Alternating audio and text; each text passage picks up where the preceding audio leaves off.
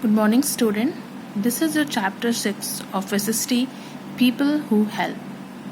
You know that we are doing revision here, and yesterday most of you had given your mock test that we have taken yesterday, but due to some technical issue, some of you were not able to submit that paper, and we are sorry for that. कुछ technical issues हैं जिसकी वजह से आपके question paper submit नहीं हो पाए.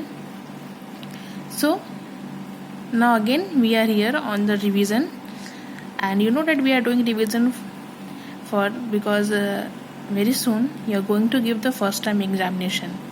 तो जिन लोगों ने अपना मॉक टेस्ट सबमिट दिया सेम उसी पैटर्न पे आपका एग्ज़ाम होगा. और ये शायद आपको नहीं पता कि टेक्निकल इशू क्यों होता है. ये जो टेक्निकल इशू होता है जिसमें आप अपने पेपर को अटेम्प्ट करके सबमिट नहीं कर पाते हैं, बहुत से ज़्यादा एक से ज़्यादा मोबाइल में सेम पेज को ओपन करना या दिए हुए टाइम से पहले ही उस पेज को ओपन करके बैठना, ये दो इश्यूज़ होते हैं. जब आप टेक्निकल इश्यूज आ जाते हैं जब आप बहुत पहले से उस पेज को ओपन करके बैठ जाते हैं, या फिर एक ही पोर्टल को कई अलग अलग मोबाइल या लैपटॉप से ओपन. जैसे अगर आपको कैंपस केयर ओपन करना है तो आपने एक फ़ोन में लॉगिन किया, दूसरे फ़ोन में भी वही पेज ओपन कर दिया. इस तरीके से क्या होता है, वो टेक्निकल इशू आ जाता है. तो कभी भी आप दिए हुए टाइम से पहले उस पेज को ओपन ना करें. फर्स्ट टाइम एग्जामिनेशन में अगर आपका टाइमिंग शेड्यूल दिया रहता है तो उसके 2 मिनट पहले ही आप उस टाइम से लॉगिन करें और कोशिश करें सिर्फ एक ही मोबाइल से या लैपटॉप से उस पेज को ओपन करें, क्योंकि ऐसा करने से बहुत ज़्यादा प्रॉब्लम होती है. बाकी बच्चों को नेटवर्क इशू की प्रॉब्लम हो जाती है और वो अपने पेपर को सबमिट नहीं कर पाते हैं. तो कोशिश करें समय से सिर्फ 1-2 मिनट पहले ही लॉगिन करें और बहुत ज़्यादा एप्लीकेशन इस कैंपस के एप्लीकेशन को एक से अधिक मोबाइल या लैपटॉप में ओपन ना करें. So come back here on the revision. People who help. Basically, in this chapter, you have to know that the people, those who are helping us, जो हमें डायरेक्टली और इनडायरेक्टली हेल्प करते हैं, उनके बारे में हमने इसमें पढ़ा है. इसमें बहुत सारे टॉपिक्स दिए हैं जो हमें हेल्प करते हैं, like soldiers. First topic is given about here soldier, farmers, teachers, doctors, policeman, no, firefighters. Okay, here see a postman, tailor, a barber, a watchman, a cobbler, a carpenter, a plumber and electrician. So these are the people who help us directly or indirectly. ये वो लोग हैं जो हमें हर तरीके से help करते हैं और इन्हीं के बारे में हमें यहाँ पढ़ना है. हमने पढ़ा भी है, हम we are doing the revision like yes.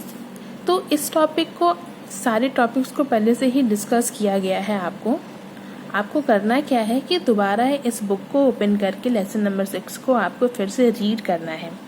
There is nothing that you don't know. इसमें ऐसा कुछ भी नहीं है जो आप नहीं जानते हैं. सब कुछ आपको पहले से एक्सप्लेन किया गया है line by line. Okay, go through this chapter, read each and every topic whatever is given here, and जब आप इसे पढ़ लोगे तो आपको जो कॉन्सेप्ट होगा, दोबारा जब हम किसी चीज़ की प्रैक्टिस बार बार करते हैं तो चीज़ें हमें आसानी से अपने आप समझ में आने लगती हैं.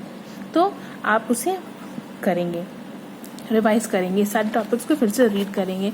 उसके बाद रीड करने के बाद I will make a multiple choice question and I will attach that form in your attachment file.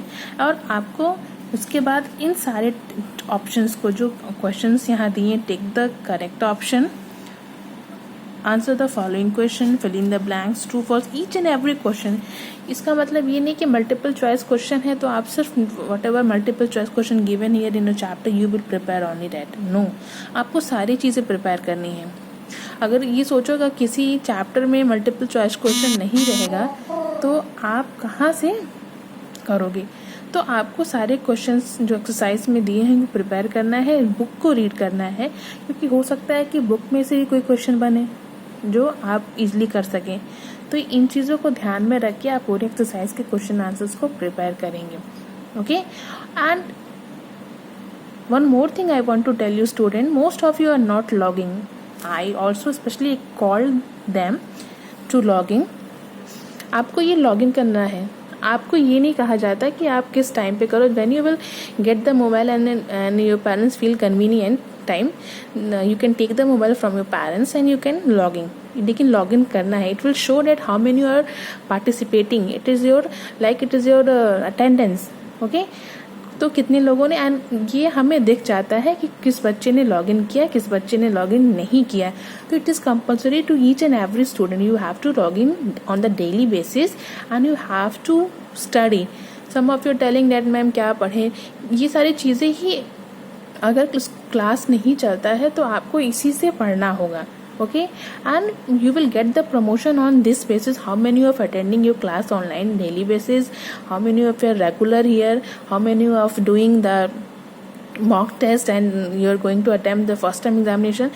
तो ये everything is necessary for you student. कोई बहुत ज़्यादा बर्डन नहीं, आप किसी भी टाइम जब आपको टाइम मिलता है डेली किसी भी टाइम में, तो आप वीडियोस को देखो, उन्हें पढ़ो, उन्हें रिवाइज करो, और जिस तरीके का इंफॉर्मेशन आपको मिलता है कि क्वेश्चन आज की मॉक टेस्ट है, इस शेड्यूल में आपका फर्स्ट टर्म होगा, फर्स्ट टर्म का अभी शेड्यूल नहीं दिया गया है, वो बहुत जल्दी आपको जैसे ही हमें मिलेगा हम आपको डिलीवर करेंगे, सेंड करेंगे, और आप उसके अकॉर्डिंग प्रिपरेशन करना। रिवीजन हम लोग इसीलिए स्टार्ट करा दिए हैं ताकि आप उसे प्रिपेयर करते रहें।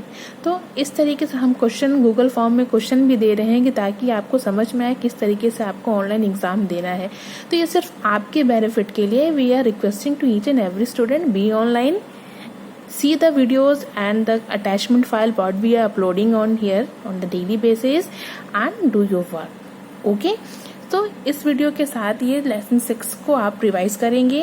मैं क्वेश्चन बना के इसमें अटैच करूंगी। वो क्वेश्चन आप सारे बच्चे नहीं सेंड कर रहे हैं, सो आई विल मेक कॉल। मैंने जैसे पहले कहा कि मैं कॉल करूंगी, इस बार फिर मैं देखती हूँ कितने ने मुझे सेंड किया, कितने ने नहीं, उसके बाद मैं कॉल करूंगी। ये आपके ही बेनिफिट के लिए। ओके, तो प्रिपेयर करिए और क्वेश्चंस जो फाइल अटैच की जाएगी उसे आप करके मुझे वापस भेजिए। Okay, thank you.